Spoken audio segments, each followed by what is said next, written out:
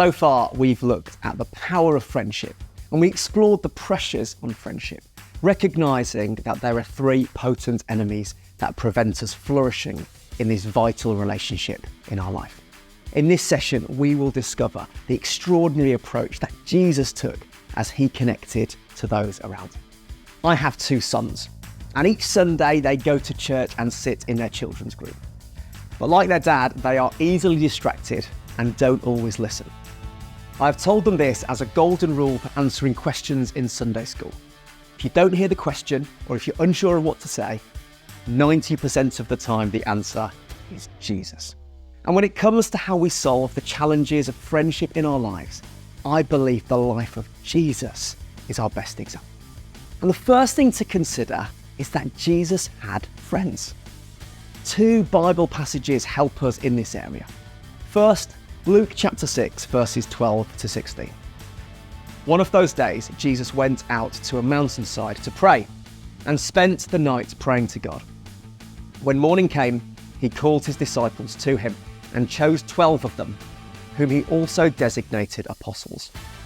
Simon, whom he named Peter, his brother Andrew, James, John, Philip, Bartholomew, Matthew, Thomas, James, son of Alphaeus, Simon, who was called the Zealot, Judas, son of James, and Judas Iscariot, who became a traitor. The first thing to draw from this passage is the link between prayer and people.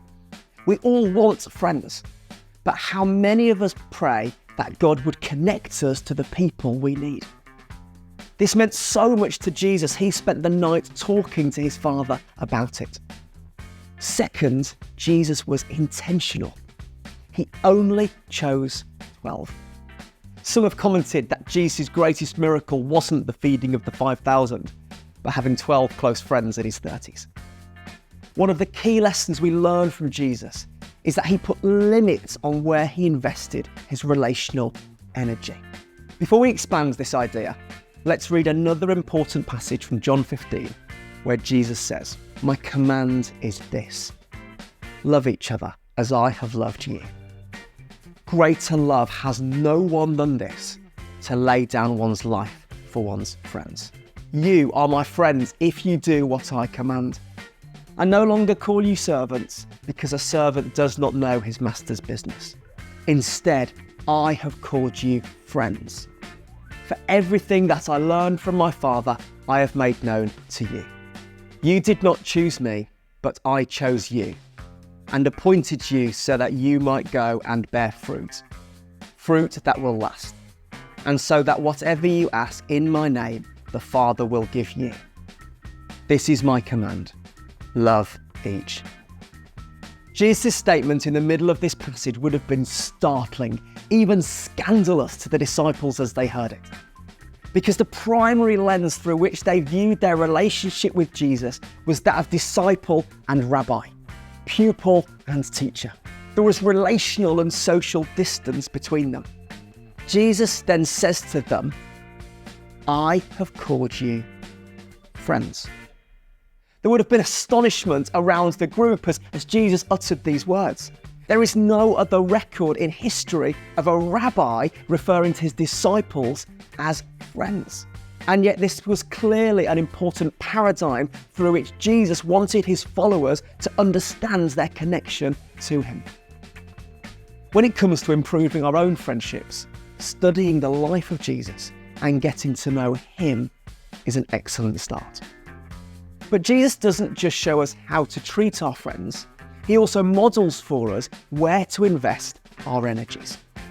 The anthropologist and psychologist Robin Dunbar wanted to know, based on the size of our brains, how many relationships is it emotionally and physically possible to maintain. And he found that we can know and be known by around 150 people.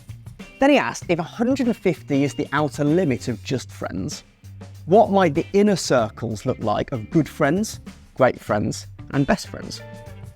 And this is what he found. You can be good friends with around 12 to 15 people. You can be great friends with about 3 people. And you can be best friends with 1. And that sounds familiar. Because when the man who claimed to be God formed his friendship circles, he had an outer circle of 12, an inner circle of 3, Peter, James and John, and a best friend, John, the disciple he loved. Find it a bit uncomfortable to consider, but Jesus didn't give everyone the same amount of time. And this means it's a good thing to have different grades, levels and depths of friendship. The reality is that we have limited time, bandwidth and emotional energy. We are finite human beings. We need to be intentional about who we spend our time with and invest a disproportionate amount of time with a few people. And Jesus seemed to spend the most time with Peter, James and John. And there are 2 moments in particular where he told 9 of the 12, come no further. And he went on with this trio. The first is an off-site trip up a mountain. In an episode known as the Transfiguration, the inner circle trek up a high peak, which is thought to be either Mount Tabor or Mount Hermon, where Jesus is displayed in his glory and hears the affirmation of his Father. After 6 days, Jesus took with him Peter, James and John, the brother of James, and led them up a high mountain by themselves. There he was transfigured before them. His face shone like the sun and his clothes became as white as the light. This is an important encounter for the Son of God. To receive the validating words of the Father over his earthly life and ministry is a deep and intimate moment. It's a high point for his earthly ministry, both physically and spiritually. Here's what matters. He takes his inner circle with him. When you receive good news, don't splash it on Facebook before letting your closest companions know first. Rejoice with them. The secondary convention of Jesus' closest companions occurs in the intense and dramatic build-up to his betrayal, trial and execution. The backdrop is Gethsemane, the scene of the lowest ebb of Jesus' emotions. In his deep distress, bearing a troubled heart and an overwhelmed soul, what does he do? He deliberately leaves most of the disciples behind and calls upon Peter, James and John to go with him further into the garden to be with him in his hour of his greatest emotional need. Then Jesus went with his disciples to a place called Gethsemane, and he said to them, "Sit here while I go over there and pray." He took Peter and the 2 sons of Zebedee along with him, and he began to be sorrowful and troubled. Then he said to them, "My soul is overwhelmed with sorrow to the point of death. Stay here and keep watch with me." Where the mountaintop was the highest point, Gethsemane is deep in the valley. Gethsemane literally means oil press. It is the place where Jesus was placed under the most intense of stresses and burdens. What does Jesus model to us here? Do not isolate yourself when your soul is overwhelmed. In the agony of grief and disorientation of a crisis, I have felt the strong temptation to withdraw from all forms of contact. In the fight of life, as I've been reeling from its occasional brutal blows, when I found myself on the ropes, there are 2 or 3 people's voices I want to hear speaking to me in my corner of the ring. And their voices, encouragement, grace and presence have made all the difference. Helped me to my feet again and caused me to not throw in the towel. When the storms land on the shores of your life, you need your inner circle to run with you. We need friends for the valley and the mountaintop. So this is my encouragement to you, to reflect on the friendship circles that you have. Ask yourself these questions. What does it mean to you that Jesus calls you his friend? Who are the people who God is calling you to invest more time with?